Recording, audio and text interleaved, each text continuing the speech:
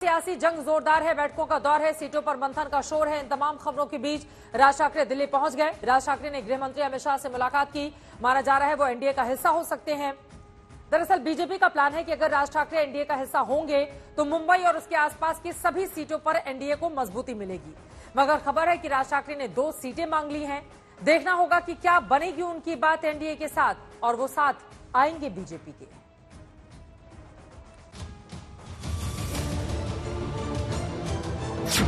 दिल्ली से आई ये तस्वीरें महाराष्ट्र में बवंडर मचाने के लिए काफी हैं।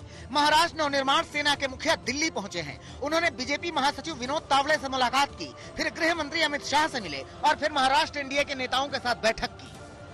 माना जा रहा है कि राज ठाकरे भी एनडीए का हिस्सा हो जाएंगे। औपचारिक ऐलान नहीं हुआ, मगर महाराष्ट्र की सियासत सुलग उठी।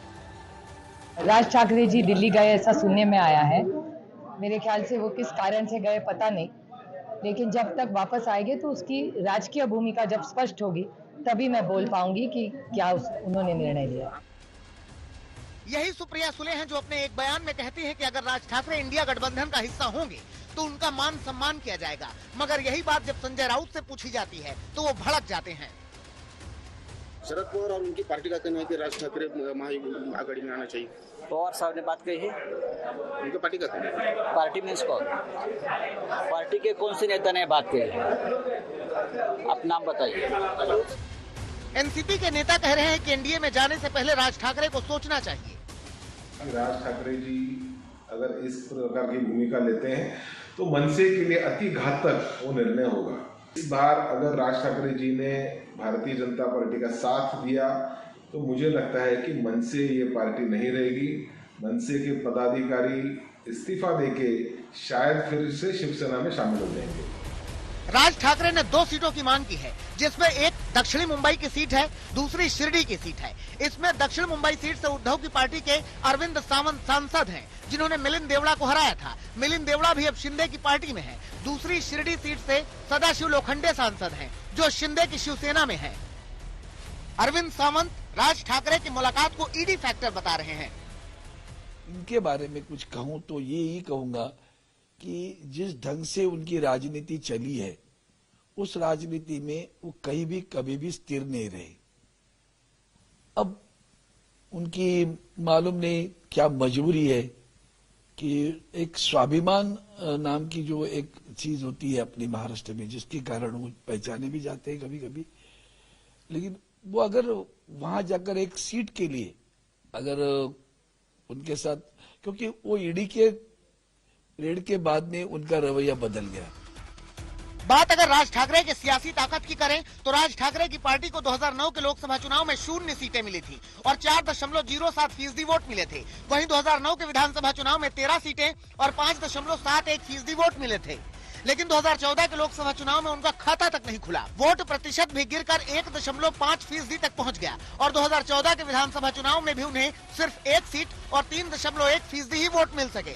फिर 2019 में एमएनएस ने लोकसभा चुनाव लड़ा ही नहीं, यानी वो जनाधार विहीन है। फिर भी एनडीए में शामिल हो रहे हैं। बीजेपी ने एनडीए 400 पार का नारा दिया है, वो साथी जोड़ रही है। ये अलग बात है कि उद्धव कह रहे हैं कि अब की बार बीजेपी तळी पार।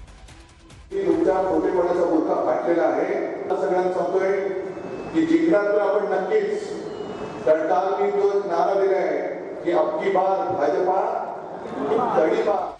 महाराष्ट्र की जंग जबरदस्त है। देखना होगा कि क्या राज ठाकरे को उनकी मनमाफिक सीट मिलेगी या नहीं। मुंबई से ऋत्विक भालेकर और सौरभ वक्तानिया के साथ पीयूष मिश्रा, दिल्ली आज तक। अब सवाल यह है कि अगर राज ठाकरे का जनाधार नहीं है तो फिर बीजेपी उन्हें एनडीए में क्यों ले रही है। आपको बताते हैं राज ठाकरे के एनडीए में आने के मायने आखिर हैं क्या। पहली बात यह है कि 2019 के चुनाव में एनडीए ने मुंबई और आसपास की सभी सीटें जीती थीं। इस बार उद्धव अलग हैं। बीजेपी इन सीटों पर फिर से जीत चाहती है और ऐसे में उन्हें एक बड़े चेहरे की जरूरत है जो राज ठाकरे हो सकते हैं। दूसरी बात यह है कि मुंबई और आसपास के इलाके में बीजेपी ठाकरे बनाम ठाकरे की जंग से बढ़त लेने की कोशिश करना चाहती है।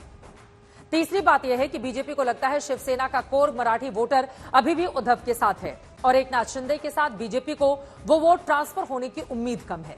इसीलिए राज ठाकरे अगर साथ होंगे तो कोर मराठी वोटर साथ आ सकता है। चौथी बात यह है कि राज ठाकरे का एनडीए में आना राज ठाकरे के लिए भी बेहतर है, क्योंकि एमएनएस के कुल 1.5% ही मौजूदा वोट बचे हैं। एनडीए में आकर वो अपना ग्राफ बढ़ा सकते हैं, क्योंकि लोकसभा चुनाव में 2019 में उन्होंने कैंडिडेट नहीं उतारा था। पांचवी बात यह है कि उद्धव के कांग्रेस के साथ जाने से महाराष्ट्र में हिंदुत्व की पिच खाली है। राज ठाकरे बीजेपी के समर्थन से इस मुद्दे पर बैटिंग कर सकते हैं और अपना वोट बैंक बढ़ा सकते हैं। यानी राज ठाकरे का एनडीए में आना जरूरी भी लगता है, मजबूरी भी लगता है। अब आगे क्या होगा, ये देखना रहेगा।